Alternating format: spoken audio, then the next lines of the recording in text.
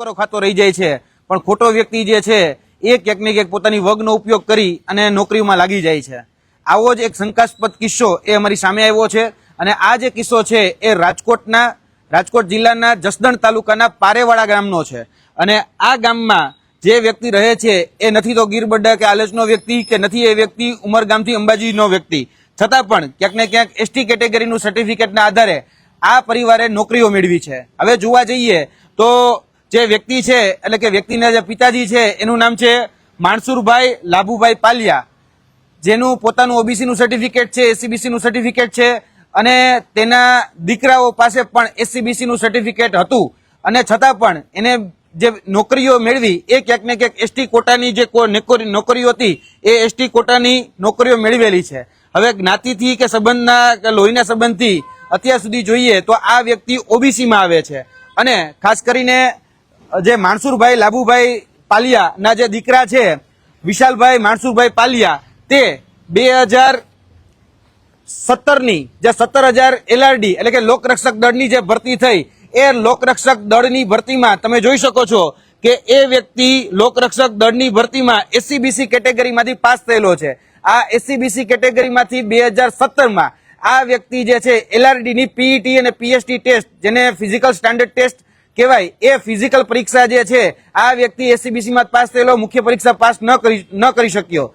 પછી આ વ્યક્તિ પાસે અચાનક જયારે 2019માં ફોર્મ ભરે છે હાઈકોર્ટ પીયુન, ત્યારે એ વ્યક્તિ હાઈકોર્ટ પીયુનની જે ભરતી છે એ હાઈકોર્ટ પીયુનની ભરતી એ એસટી કોટાના સીટ ઉપર આ વ્યક્તિ ભરે છે અને એસટી કેટેગરીના કોટા ઉપર આ વ્યક્તિ પાસ થાય છે અને એસટી કેટેગરીમાં આવવાના કારણે ઝડપથી પ્રમોશન થાય। એટલે વર્તમાનમાં આ જે વ્યક્તિ છે એટલે કે વિશાલ માણસુરભાઈ પાલિયા એ વર્તમાનમાં રાજકોટ જે કોર્ટ છે, રાજકોટ ડિસ્ટ્રિક્ટ કોર્ટ છે, રાજકોટ ડિસ્ટ્રિક્ટ કોર્ટની અંદર અત્યારે ક્લાર્ક તરીકે પ્રમોશન મેળવી ચૂકેલા છે।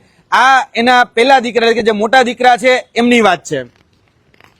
ત્યારબાદ એમના જે બીજા દીકરા છે કહી શકાય કે એમના જ પરિવારના જે બીજા વ્યક્તિ છે મોહિતભાઈ પ્રવીણભાઈ પાલિયા, જે કહી શકાય કે મોહિતભાઈ જે છે એના મોટા બાપુના દીકરા છે। 2016-17ની જે ફોરેસ્ટની ભરતી હતી એ 2016-17ની ફોરેસ્ટની ભરતીમાં આ વ્યક્તિ એસસીબીસી કેટેગરીમાંથી ફોર્મ ભરે છે અને એસસીબીસી કેટેગરીમાંથી ફોર્મ ભરે છે ત્યારે એ વ્યક્તિ ક્યાંક ને ક્યાંક વેઇટિંગ લિસ્ટમાં આવે છે। તમે આ જોઈ શકો છો એસસીબીસી કેટેગરીમાંથી ફોર્મ ભર્યું છે, આ ફોરેસ્ટ બ્રિગેડનું રિઝલ્ટ છે અને ફોરેસ્ટ બ્રિગેડના રિઝલ્ટ બાદ 2021માં જ્યારે ફોર્મ ભરે છે ત્યારે 2021માં પશુધન નિરીક્ષકની જે પરીક્ષા છે એનું જે પ્રોવિઝનલ મેરિટ લિસ્ટ છે એ પ્રોવિઝનલ મેરિટ લિસ્ટની અંદર આ વ્યક્તિ જે છે એ એસટી કેટેગરીમાં પાસ થયેલો તમને જોવા મળશે।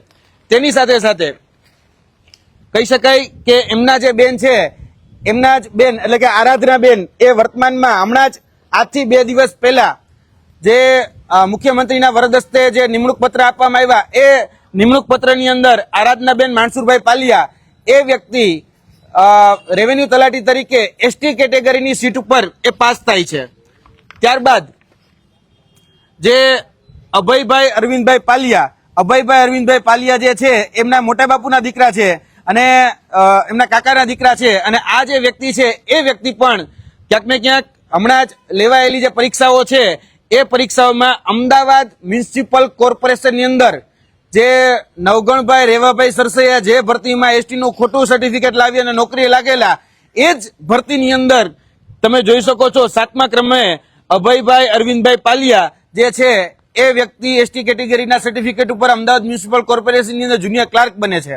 હવે જોવા જેવી વાત એ છે કે એમના પૂજ્ય પિતાશ્રી જે છે એમની પાસે ઓબીસી નું સર્ટિફિકેટ છે। આ જે ઉમેદવારો જે છે એમાં વિશાલભાઈ માણસુરભાઈ પાલિયા તેમની પાસે જે છે એની પાસે પણ એસસીબીસી નું સર્ટિફિકેટ છે, તેમની પાસે પણ નોન ક્રિમિનલનો દાખલો પણ છે। 2017-2018 સુધી આ જે વ્યક્તિ છે એ વ્યક્તિ ઓબીસીમાં જ ફોર્મ ભરતા હતા। અચાનક જ એવું તો શું બન્યું કે 2019માં આ વ્યક્તિ પાસે એસટી કેટેગરીનું સર્ટિફિકેટ આવી ગયું અને વાત બીજી કે એમના પૂજ્ય પિતાશ્રી પાસે પણ ઓબીસી નું સર્ટિફિકેટ છે, એમના પૂજ્ય કાકાશ્રી પાસે પણ ઓબીસી નું સર્ટિફિકેટ છે અને એમના પૂજ્ય જે માણસુરભાઈના સગા બેન જે છે એ સગા બેન ગીતાબેન જે છે એ ગીતાબેન 2017ની જે સ્થાનિક સ્વરાજની ચૂંટણીમાં પંચાયતની જે ચૂંટણી હતી એમાં સરપંચ બન્યા છે જામનગર જિલ્લાના જામુડા ગામમાંથી। 5 વર્ષની એને સરપંચ પદ ભોગવ્યું છે ત્યારે એ ઓબીસી મહિલા અનામતની સીટ હતી।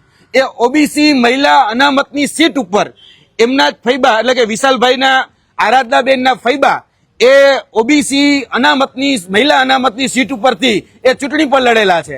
હવે આવું તો કઈ રીતે બને કે એક વ્યક્તિ જે છે એના વડીલો જે છે એ ઓબીસીમાં છે અને દીકરા દીકરીઓ છે એ એસટીમાં છે? આવું કઈ રીતે બને? એટલે અમને શંકા છે, આની ઉપર તપાસ થવી જોઈએ.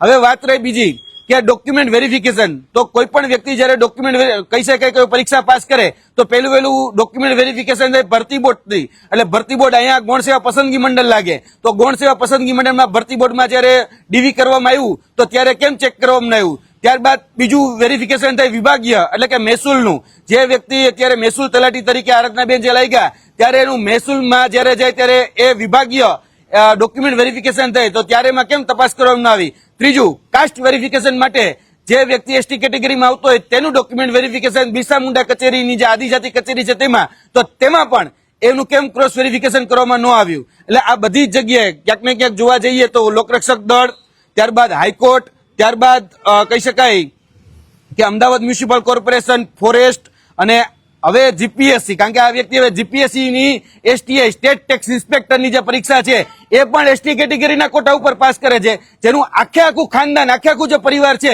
એ ઓબીસી છે. હવે એના દીકરા દીકરી કઈ રીતે એસટી થઈ ગયા એ બહુ કહી શકાય કે શંકાનો વિષય છે, એની તપાસનો વિષય છે. વાત બીજી કે એસટી કેટેગરીનું સર્ટિફિકેટ કાઢવા માટે સૌથી મોટી જરૂરિયાત હોય છે પેઢીનામાની.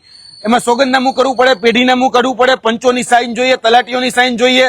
ક્યાંક ને ક્યાંક અમને શંકા છે કે એમનું જે પેઢીનામું જે છે જે રજૂ કરવામાં આવ્યું છે ક્યાંક ને ક્યાંક ગીરબરડાના આલેતના કોઈ કહી શકાય કે ભરતા નામવાળા વ્યક્તિથી જોઈન્ટ કરી દેવામાં આવ્યું હોય. એટલે કે ભાઈ વિશાલભાઈ માણસુરભાઈના પપ્પા, એના દાદા કે એના પરદાદા કોઈ એવો વ્યક્તિ કદાચ ગીરમાં રહેતો એની નામ જોડી અને કદાચ એનું એસટી કેટેગરીનું સર્ટિફિકેટ કાઢવામાં આવ્યું હોય. પરંતુ પ્રશ્ન એ થાય કે ભાઈ 2019માં જ કેમ કાઢવામાં આવ્યું? 2005માં સરકારે છૂટ આપેલી, 2010માં સરકારે છૂટ આપેલી, ત્યારે નરેન્દ્ર મોદી સાહેબ મુખ્યમંત્રી હતા. ત્યારબાદ કહી શકાય કે વિજયભાઈ રૂપાણી આવ્યા, કહી શકાય કે આનંદીબેન આવ્યા ત્યારે પણ છૂટ આપી હતી, પણ ત્યારે નથી કાઢવામાં આવતું. આ એસટી કેટેગરીનો લાભ એ જોવા જઈએ તો 2019માં લેવામાં આવે છે. અને શા માટે લેવામાં આવે છે? અને જે પેઢીનામું રજૂ કરવામાં આવ્યું છે એ પેઢીનામુંમાં ક્યાંક ને ક્યાંક ગફલો કરવામાં આવ્યું હોય એવું સ્પષ્ટપણે દેખાય છે. કારણ કે એસટી કેટેગરીના સર્ટિફિકેટ ઉપર જે વ્યક્તિ નોકરી મેળવે તેને નોકરી ઝડપથી મળી જાય, પોસ્ટિંગ ઝડપથી મળી જાય અને પ્રમોશન પણ ઝડપથી મળી જતું હોય છે. જેમ કહી શકાય વિશાલભાઈ માણસુરભાઈ જે રહ્યા એ હાઈકોર્ટ પીયુનમાં 2019ની ભરતીમાં લઈ ગયા હતા. અત્યારે એ જે કોર્ટ છે એટલે કે રાજકોટ કોર્ટની અંદર એ ક્લાર્ક બની ગયા છે. એટલે ઝડપથી એસટી કેટેગરીના જે પણ ઉમેદવાર હોય એનું પ્રમોશન થઈ જતું હોય છે. એટલે ક્યાંક ને ક્યાંક ઘણા બધા પ્રશ્નો જે છે એ ઉભા કરે છે. આ સગવડીઓ જે જ્ઞાતિ ધર્મ જે છે એ ક્યાંક ને ક્યાંક અમને શંકામાં લાગી રહ્યો છે. ક્યાંક ને ક્યાંક આપણે ચોરના હાથમાં તિજોરીની ચાવી નથી સોંપી રહ્યા અને એની તપાસ કરવાની જવાબદારી કે એસટી નું આ સર્ટિફિકેટ સાચું છે કે ખોટું એ તપાસ કરવાની જવાબદારી એ વિશ્લેષણ સમિતિની એસટી કહી શકાય કે આપણું બિરસા મુંડા કચેરી છે એમની છે.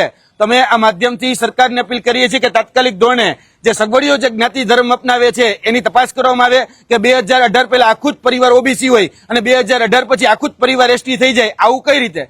પરિવાર નહીં પણ બધું પરિવારના દીકરા, બાકી એમના પપ્પા પાસે, એમના ફૈબા પાસે, એમના કાકા પાસે, એમના અન્ય લોકો પાસે, મોટા બાપુ પાસે એ બધા તો ઓબીસી ના સર્ટિફિકેટ ઉપર જ આજે હયાત છે. અને એમના જન્મના દાખલાથી લઈ મરણના દાખલાથી લઈ તમામ જે દાખલાઓ છે એમાં એ ઓબીસી જ છે. તો આ વ્યક્તિઓ એસટી કઈ રીતે થયા એ તપાસનો વિષય છે. અને ખાસ કરીને આ તપાસ જે તે સંલગ્ન કર્મચારીઓ અધિકારીઓ કરે એ અમે આ માધ્યમથી માંગણી કરીએ છીએ. કારણ કે સંબંધો બધા જ ઓબીસી સાથે થયા છે, નોકરી એસટીમાં મેળવેલી છે. એટલે ક્યાંક ને ક્યાંક ઘણું બધું શંકામાં છે. આ બધા જ પુરાવા જે છે અમે બિરસા મુંડા કચેરીને આજે જ અમે આપવાના છીએ અને આની ઉપર યોગ્ય તપાસની માંગણી પણ અમે આ પ્રેસ કોન્ફરન્સના માધ્યમથી અને લેખિતમાં અમે ત્યાં કરવાના છીએ. જી, આપના પ્રશ્ન.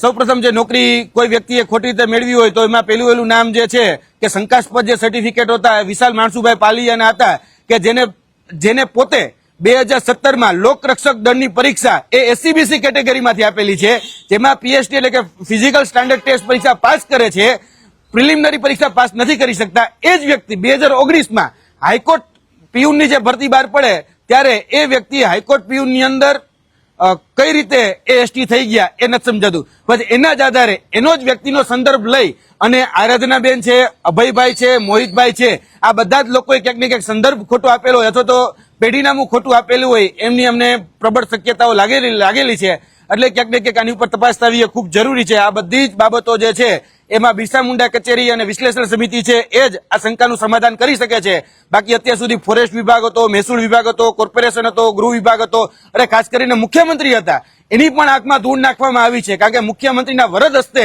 આ નિમણૂક પત્ર આજથી 2 દિવસ પહેલા રેવન્યુ તલાટીના મુખ્યમંત્રીના હસ્તે હમણાં જ ગાંધીનગર ખાતેથી જયારે નિમણૂક પત્ર આપવામાં આવ્યા ત્યારે જ આ આરાધનાબેનને છે નિમણૂક પત્ર આપવામાં આવ્યો છે. એટલે ક્યાંક ને ક્યાંક આ બધા જ વિભાગોની સાથે છેતરપિંડી થઈ એવું અમે સ્પષ્ટપણે માનીએ છીએ.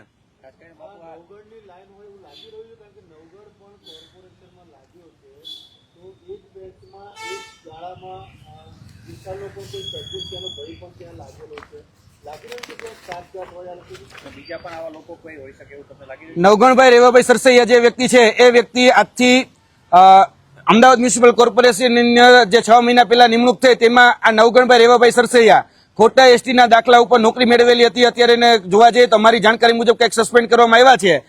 એ જ આ નોકરીનું લિસ્ટ છે, એ આ એનું જ લિસ્ટ છે. એ જ લિસ્ટની અંદર 7મા ક્રમે જે ભાઈ લાગ્યા છે નામ છે અભય અરવિંદ પાલૈયા, અભયભાઈ અરવિંદભાઈ પાલિયા. હવે આ અરવિંદભાઈ પાલિયા જે છે એ પોતે ઓબીસી નું સર્ટિફિકેટ ધરાવે છે, પણ એના દીકરા જે છે ઈ અભયભાઈ એસટી કેટેગરીનું સર્ટિફિકેટ ધરાવે છે. એટલે શંકા બહુ પ્રબળ છે કે આ અમદાવાદ મ્યુનિસિપલ કોર્પોરેશનની અંદર નવગણ રેવાભાઈ સરસૈયા જે લાઈનથી ચાલ્યા કદાચ એ જ લાઈનથી ચાલ્યા હશે. કદાચ એવું બની શકે કે પોરબંદરના રાણાવાવ ખાતેથી અથવા તો કહી શકાય કે જુનાગઢના ગીર વિસ્તારના ખોટા નેસડાના પેઢીનામાં બતાવીને આ લોકોએ ક્યાંક ને ક્યાંક કૌભાંડ આચર્યું હોઈ શકે છે. આ નવગણભાઈ રેવાભાઈ સરસૈયા વાળી જ લાઈન છે અમદાવાદ મ્યુનિસિપલ કોર્પોરેશન અંદર લાગેલા જે વ્યક્તિ છે તે. જી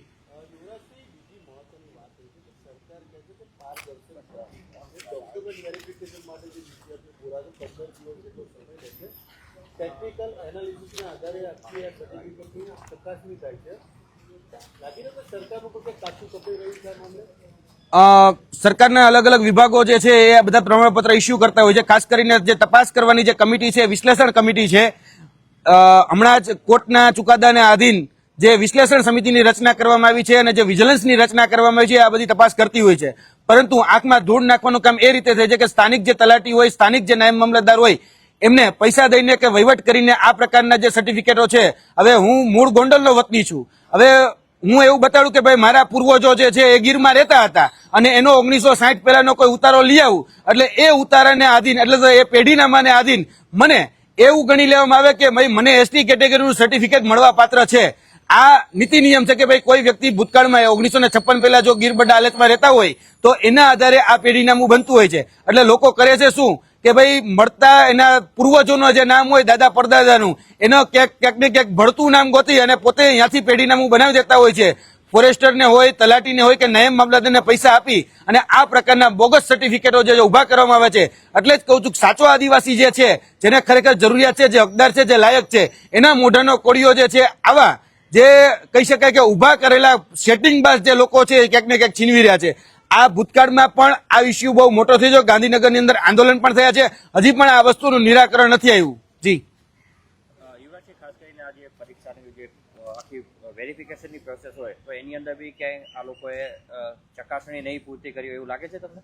વિશ્લેષણ સમિતિ અને વિશ્લેષણ સમિતિ અંતર્ગત આવતી અલગ અલગ સમિતિઓ, એમાં ખાસ કરીને મામલતદાર કચેરીથી લઈને તલાટી સુધીના જે કર્મચારીઓ છે તે એમાં ક્યાંક ને ક્યાંક પૈસાનો વહીવટ થઈ જતો હોય. બીજું કે વિશ્લેષણ સમિતિ પણ છે, અમારા અંગત જે સૂત્રો છે અને અધિકારીઓ જે છે એવું કહી રહ્યા છે કે વિશ્લેષણ સમિતિના અમુક અધિકારીઓ જે છે એ ભ્રષ્ટાચાર કરીને આ પ્રકારના સર્ટિફિકેટ આવે છે, નામ ન દેવાની શરતે એને ઘણી બધી વાતો અમારી સાથે કરેલી છે.